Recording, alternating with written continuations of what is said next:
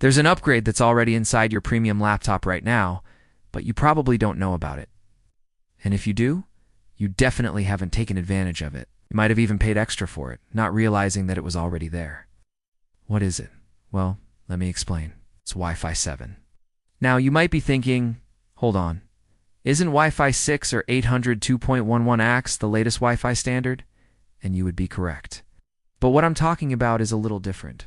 You see, while Wi-Fi 7 has yet to be officially ratified by the IEEE, Intel has actually been shipping products with support for it in them since 2021. And guess what? Those products include some laptops that are out right now, which means that Wi-Fi 7 is already inside some of you watching this video right now. So then why am I making a big deal about this?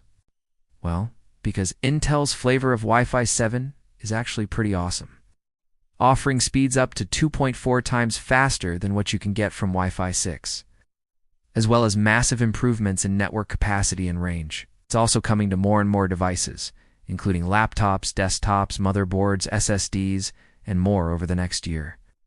So chances are good that you'll soon have the option to take advantage of it. And hey, if you already own a compatible device, this is just free speed. Now, before we get into all the nitty-gritty details of how this works and how fast it really is, I want to thank today's sponsor, Squarespace. From websites and online stores to marketing tools and analytics, Squarespace is the all-in-one platform to build a beautiful online presence and run your business. Squarespace has the tools you need to get your business off the ground, including e-commerce templates, inventory management, a simple checkout process, and secure payments. They also make it super easy to accept online bookings with Squarespace scheduling.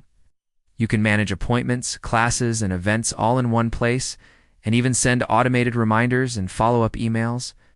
Plus, you can keep track of all your marketing campaigns in one spot with Squarespace's marketing tools.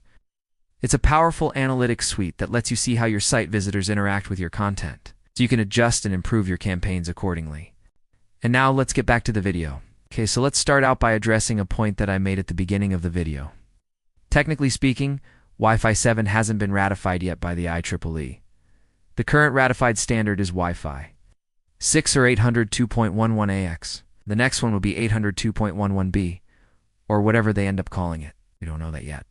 That new standard is expected to be finished sometime in 2024. But Intel has already come out with something called Intel Wi-Fi 7, which supports many of the features that are going to be part of the new standard.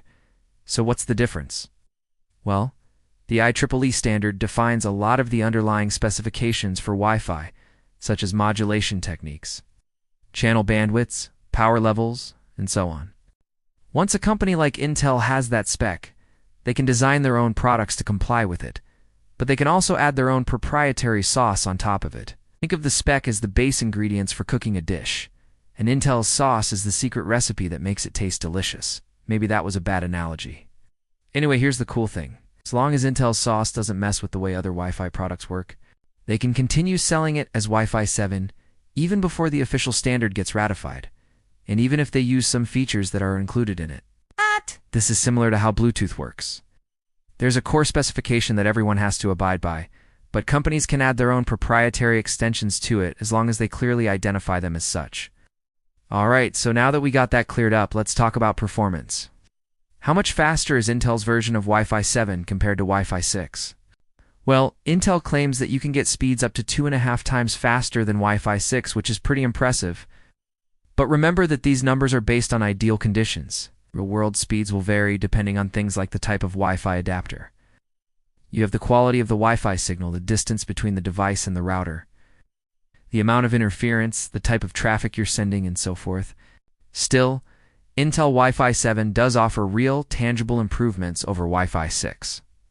For one, it doubles the maximum bandwidth available from 160 MHz to 320 MHz. It also adds support for the 6 GHz band, which offers better performance at the cost of shorter range. Perhaps most importantly, though, Intel Wi-Fi 7 adds support for a new technology called multi-R. You ready? Intel calls it multi-R U-Link aggregation. No, not that. It's actually called multi-R U-Link aggregation. Bad. Anyway, it basically works like link aggregation in Ethernet networking, where multiple network connections are combined together to form one super connection.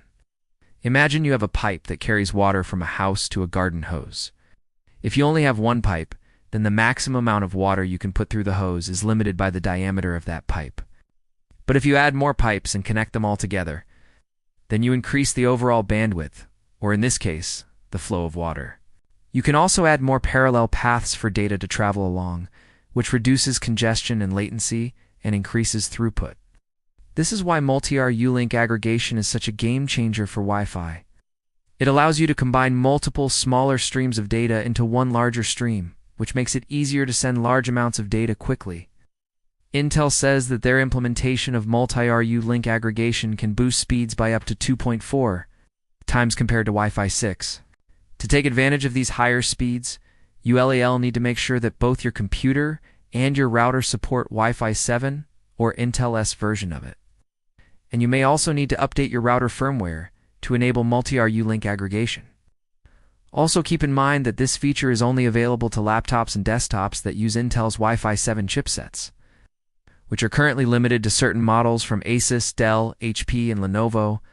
Other changes in Intel Wi-Fi 7 include support for the newer and more efficient QAM 1024 modulation scheme, which can improve speeds by up to 20%, and a new feature called Target Wake Time, which helps reduce energy consumption by synchronizing the wake-up schedule between the client device and the access point.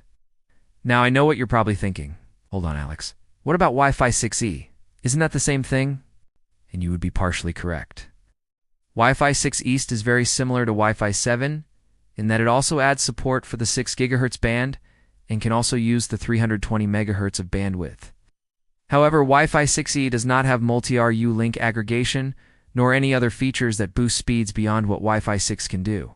In other words, Wi-Fi 6 East is just an extension of Wi-Fi 6, whereas Wi-Fi 7 is more of a separate technology that happens to share some similarities with Wi-Fi 6. So, should you buy a laptop that supports Intel Wi-Fi 7? Well, that depends on whether or not you need it and can afford it.